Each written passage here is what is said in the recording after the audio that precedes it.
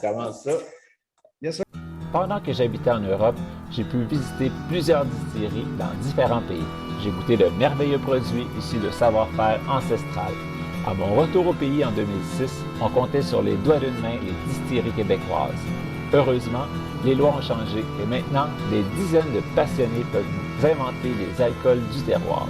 Je suis Patrick Tousignan et je vous invite avec moi à découvrir les distilleries du Québec. Bonjour tout le monde, ici Patrick Tousignan pour découvrir les distilleries du Québec. Aujourd'hui, on est à Bedford, accompagné de Fred. Ça va bien? Absolument. Numéro 1. Une distillerie qu'à peu près personne ne connaît parce qu'ils ne vendent pas encore. Le cartel Des spiritueux. des spiritueux. C'est le cartel des spiritueux, société en commandite. Le cartel des spiritueux. Ouais, on dit le cartel en cours. C'est plus beau pour le nom, le cartel des spiritueux. Le Spirit Cartel en anglais aussi. Parce qu'on vise l'international éventuellement. Fait que raconte-nous donc comment que t'es venu l'idée de partir ça, puis pourquoi dans le coin? Comme bien des brasseries, bien des distilleries, c'est une histoire de brosse. je pense que ça a commencé comme ça. Comme je te contais un peu tantôt, dans le fond, nous autres, on a rencontré un gars qui s'est créé un alambic, il y a peut-être 5 ou 6 ans, dans un fût de stainless. On a dit, regarde, on est plus cave que les autres, on va l'essayer. Ça a bien fait. Puis ça a super bien fait. Puis à la fin de la soirée, tu sais comment que les esprits étaient réchauffés, mettons. Fait qu'on s'est mis à dire, on n'est pas plus mauvais qu'un autre. Fait qu'on va décoller une distillerie. Puis dans le sous-sol chez mon chum, il y a un petit bar qu'on s'amuse tout le temps à appeler le clandestin. Puis on a lancé la blague qu'on va appeler ça le cartel des spiritueux. Ça fait 5 ans de tout ça qu'on travaille là-dessus. Mais c'est ça, on est rendu là. Puis, là, c'est ça, ça a été un gros cheminement, trouver un local, avoir ton permis, puis tout le kit. Vous autres, vous êtes comme mission de travailler des petits fruits locaux, des choses comme ça. Oui, exactement. Moi, mon travail principal, je suis représentant en agriculture, je suis agronome, je suis spécialisé en horticole. Fait que, dans le fond, je travaille avec tout ce qui est horticulture dans l'Est du Canada, à partir des limites d'Ontario. Je travaille des maritimes aussi. Fait que je travaille avec pas mal tous les producteurs du Québec dans les fruits, les légumes, même les grandes cultures. Fait que j'ai une facilité à avoir accès à ça. J'ai fait mon cours en agronomie avec le but avoué totalement d'aller faire de la recherche dans les maladies, dans les fruits.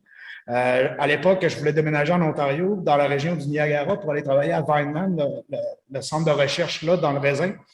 J'avais fait plusieurs travaux dans mon bac en agronomie sur le powdery mildew là, en anglais, là, la pourriture blanche du raisin, dans le fond. Fait que c'était ça mon objectif. Fait que c'est pour ça qu'on s'est installé un peu dans la région ici. On est dans la route des vins. On a tous les vignobles, on veut travailler avec les fruits, les pommes. Fait que c'est un peu pour ça qu'on est dans ce coin-là. Dans le fond, j'ai vécu 10 ans à Niagara, dans la vallée du Niagara, dans la vallée du raisin, puis je me suis envenu dans la vallée du raisin du Québec. C'est ça, à 10 minutes de Lenham, d'Arpailleur. Oui, exactement. On est sur la route des vins en tant que tel, l'usine ici à Bedford. Puis là, on voit les alambics en arrière, sont tout petits, parce que un de vos bons chums, c'est JP de la distillerie du Fjord, puis c'est un peu le modèle qu'ils ont pris, c'est plusieurs petits alambics au lieu d'un gros. Ouais. Explique donc ton pourquoi. Dans le fond, c'est bien drôle parce que quand on a décollé notre plan d'affaires, moi et mon partenaire, Johan Paradis, qui n'est pas ici en ce moment, qui est au Saguenay, qui travaille sur sa brasserie, la brasserie par Alfred. Mais dans le fond, nous autres, on avait les gros principes. On voulait s'acheter un gros alambic chez Spécifique de 1000 litres, des affaires de même. Puis là, on va visiter Distillerie du Fjord un dimanche matin. Ça fait peut-être 3 ans de ça, 3 ans et demi. Je l'ai dit à JP, c'est drôle, à la réunion de l'Association des distilleries du Québec au mois de mai. J'ai dit, tu as changé notre modèle d'affaires complètement. On est arrivé là. Moi, le commentaire de mon partenaire, c'est distillerie des joies. C'est quoi ça? C'est des petits alambics. Fait que parle pas le Georges avec Distillerie du Fjord. Il nous explique la limitation, bien souvent, c'est une limitation de temps, puis c'est de la main-d'œuvre. Tu payes ton employé 8 heures. S'il travaille 12 heures, parce qu'il est obligé de distiller 12 heures, tu es obligé de payer de l'overtime. Logiquement. Fait qu'il nous a dit, si vous faites des petits alambics de 200, 250 litres, vos distillations, c'est des 6 heures. Fait que nous autres, on a dit, regarde, on va s'enligner là-dessus, on va en mettre 2. On peut travailler les 2 en parallèle. Fait que dans le fond, j'ai 250 litres par alambic. Fait que j'ai 500 litres de distillation. Si je faisais une distillation de 500 litres, ça me prendrait 12 heures, plus le nettoyage, c'est un chiffre de 14 heures. Tandis que là, avec 2 fois la même quantité que 500 litres, je le fais en 6 heures, puis je nettoie, et puis en 8 heures, j'ai fini. Fait que c'est un peu l'idée de travailler. Puis c'est surtout aussi que c'est des alambics en bain-marie. Fait que dans le fond, j'ai un jacket à l'extérieur, puis je peux distiller directement avec mon mou, avec mon fruit, avec ma chair de fruit. C'est ça, parce que toi, vu que tu es vraiment basé sur du fruit, Ouais. là, à date, on a travaillé, tu as travaillé la prune, Absolument. qui est délicieuse. Et ça, c'est tes premiers tests. Il y a combien de mois en fût, celle-là? 6 mois. Okay. Tu l'appelles comment? Clair de prune. Clair de prune. Oui, exactement. Ben, dans le fond, c'est un peu pour la traduction de moonshine qui est clair de lune. Fait qu'on on s'est orienté vers ça. Fait que c'est clair, mais pas clair, c'est à l'œillère. C'est clair de prune. Il va y avoir une petite légende qui va venir avec le personnage de Clair de prune qui s'est établi à Bromissisquoi. Parce que, ça c'est une autre affaire, pourquoi le cartel, c'est que tu vas partir avec plein de légendes et pas légendes urbaines, mais des légendes qui ont fait l'histoire du moonshine, qui a fait l'histoire d'alcool. Oui, ben c'est ça. Moi, j'étais un tripeux de fantaisie, j'étais un tripeux de RPG, j'étais un tripeux de jeux vidéo en général. Puis on veut créer une histoire pour chacun de nos produits. Fait que, on veut rendre hommage aux bootleggers, légendes urbaines ou des vraies histoires mélangées avec un peu de conte, un peu de récit. Fait que chacun de nos produits va dresser un portrait d'un bootlegger qui a sévi après les années de la prohibition, puis même aller jusqu'à temps que la création de la commission des liqueurs des années 60, où c'était le Free for All, c'était le Far West au Québec à cette époque-là. Donc, on a la prune. Là, tu travailles avec du raisin de chez Caron. Oui, Anthony Caron, qu'on est allé chercher une tonne de raisin la semaine passée. Là, c'est justement dans nos alambics, c'est ça qu'il y a. Il y a 250 litres de jus de raisin qui est en train de fermenter. On travaille avec la fraise. Notre prune vient de chez Val-Codalis. Fait que ça, c'est bien important pour nous autres. Sur chacune de nos bouteilles, on va toujours mettre la ferme de provenance des fruits. Fait que j'ai la même chose là. On travaille sur des produits à base de carottes, on parle souvent. Fait que les carottes viennent du Jardin Noir à Saint-Césaire. Fait que on va toujours mettre le nom de la ferme de production si on fait des collaborations. On n'est pas en compétition avec personne. On ne prétend pas être assez gros pour tuer personne d'autre, même si on drive un cartel. Il n'y avait pas de gun en dessous. Non, pas du tout. On n'est pas de ce genre-là. Puis là, tu viens de parler de carottes. On en parle dessus un petit peu plus? Oui, absolument. On est en train de travailler avec le CIDBQ, dans le fond, pour faire un développement d'un produit à base de carottes. On va faire une vodka orange. Un peu le principe d'Angava qui ont sorti un gin jaune, qui se sont différenciés. Fait que nous autres, on va sortir une vodka aromatisée. Je pense que c'est le même qu'on va le décrire, que c'est la meilleure façon. Fait que c'est une vodka avec de la carotte, aromatisée aux carottes, avec des colorants naturels de carottes. On travaille avec le CDBQ pour le produire là. Probablement que ça va sortir au courant de l'hiver. Notre idée, ce serait éventuellement de faire un prêt à boire en bloc de 16 heures. Mais c'est ça. On est en train de travailler là-dessus. On devrait... Avec le CDBQ, on devrait avoir une couple de 1000 litres d'après, je te dirais, d'ici le printemps l'année prochaine. Puis là, on est dans la même bâtisse que Caumont. Oui. Vous vous souvenez, Samuel, qui avait commencé au CDBQ avant de s'installer ici. C'est le fun de voir qu'il y a une entraide et qu'il y a de l'aide, justement, qui viennent pour des choses plus touchées que si tu fais des tests de bêta-carotène chez vous, de la couleur, ça reste-tu, puis tout, t'en as pour la vie. Eux autres sont installés pour ça, il y a des subventions. Oui, exactement. Puis, tu sais, nous autres aussi, on a un modèle d'affaires qui est très modeste. Mettons, je fais juste comparer avec Caumont, avec Sam. Puis, on n'a pas installé d'assainisseur d'eau encore, mais si on a besoin d'eau distillée, je vais l'acheter à Sam. Tu sais, on fait beaucoup de partenariats, puis on travaille ensemble. Dans le fond, on n'est pas en compétition. Il y a la canneteuse au frère à Sam qui est juste à côté de mon chose. Puis, tu as McFarlane aussi qui travaille chez Sam maintenant. Puis là, il y en a d'autres qui s'en viennent. Moi, je vois ça juste comme du bon. Puis c'est ça, pourquoi la vodka, c'est parce que ton drink de prédilection, c'est le Bloody. Oui, ben exactement. Ben dans le fond, le monde qui me connaît savent que je fais des très bons Bloody. Je veux pas dire ça pour me vanter, mais mes chums m'en demandent tout le temps quand ils viennent chez nous. Mais on voulait pas aller d'un gin. Mais je considère que je pense qu'on a atteint un plateau. Si on n'est pas là, c'est parce qu'il y a quelqu'un qui a trouvé une recette secrète qui est différente des autres. Je pense qu'avec 150 gins, peut-être, au Québec, 160 gins, on a fait le tour. J'adore le gin, j'en prends régulièrement, mais je te dirais, on ne voulait pas d'en faire. Nous autres, on vise les brandés. On vise, si on avait le droit d'utiliser l'appellation, on appellerait ça du cognac, mais on n'a pas le droit. Fait qu'on on veut faire quelque chose comme de l'armagnac québécois. Puis avec des jeux de mots, des tournures de phrases aussi cool. Oui, exactement. Ben là, nous autres, dans le fond, c'est bien drôle parce qu'on essaye de protéger le nom au Canada. On l'a protégé partout à l'international. Dans le fond, on veut produire du tabarnak. GNAC, comme un peu de l'Armagnac, mais ce serait notre modèle d'Armagnac québécois. Fait que, on a réussi à le protéger partout dans le monde, sauf le Canada veut pas parce qu'ils disent que c'est un patois, tu sais, le côté judéo-chrétien canadien. Ils sont bien frileux là-dessus. Mais je suis en instance pour combattre ce refus-là de ma marque de commerce parce qu'ils ont accepté la ligne de vêtements FCK sans problème, mais ils ont pas accepté tabarnak encore. Mais je suis protégé de partout, fait que ça me dérange pas.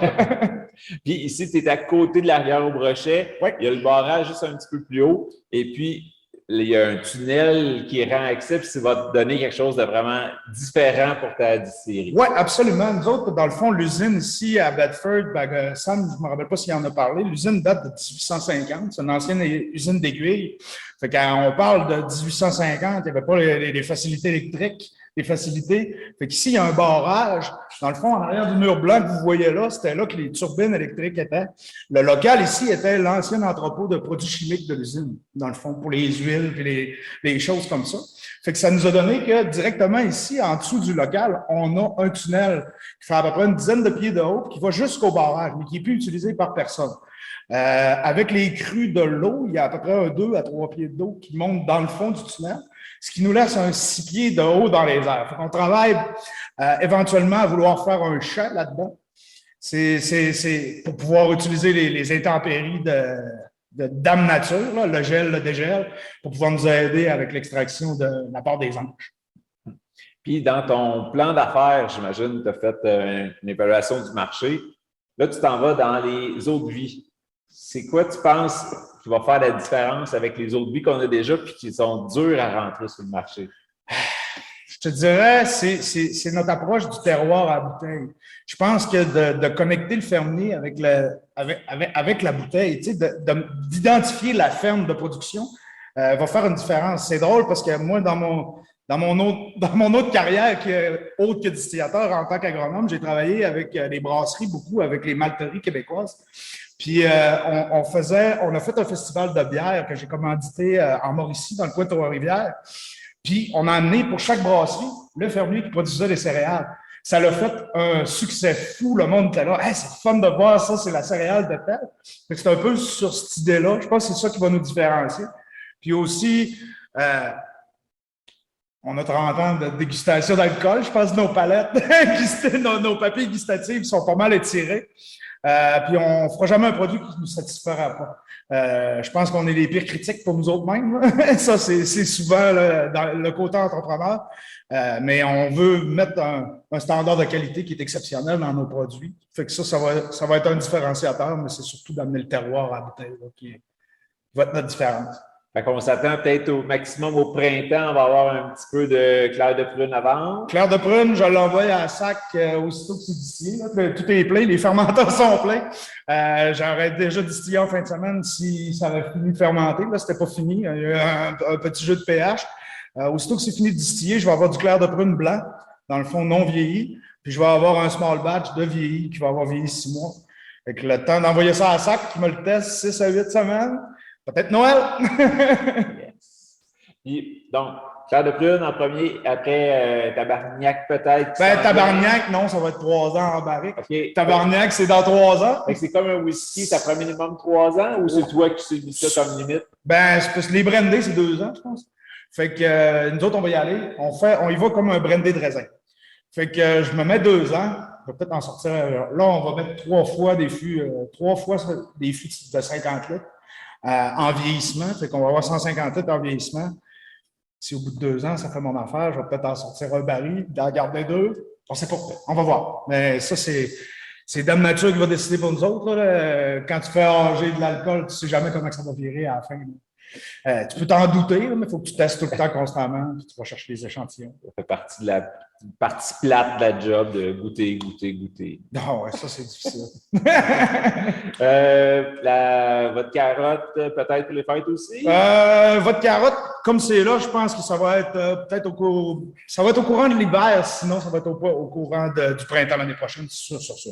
On travaille avec le CDBQ, fait que c'est juste des limites de temps qu'on a. Je te dirais, si ça avait été de moi, ça ferait 2 ans qu'on serait déjà en business, mais la COVID est arrivée. Puis pour la vente sur place, dégustation, ces choses-là, as-tu une date que tu aimerais ouvrir puis dire OK, c'est parti? Aussitôt que j'ai mes premières batches de clair de prune, on va faire une porte ouverte, probablement en haut, là, dans le local à côté de chez Sam. Nous autres, on va avoir un bar là, de dégustation qui est déjà installé. Tout est déjà prêt, les inspections sont faites, tout est fait. Fait que c'est juste une question d'avoir l'approbation de la SAC. D'avoir les produits embouteillés aussi. Oui, exactement. Mais sur des bouteilles, on en a. On en a en stock. Là, on est en train de faire nos étiquettes. Fait que je pense que c'est juste une question de temps.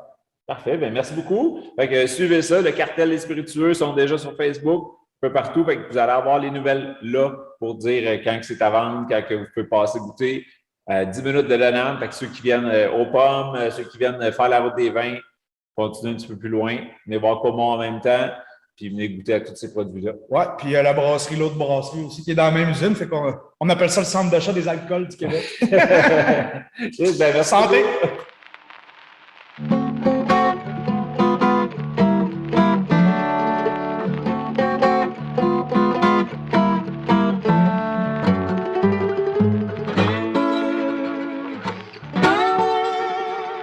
Laisse-moi te parler de mon partenaire, Novi Matrix, la nouvelle matrice pour réussir ensemble.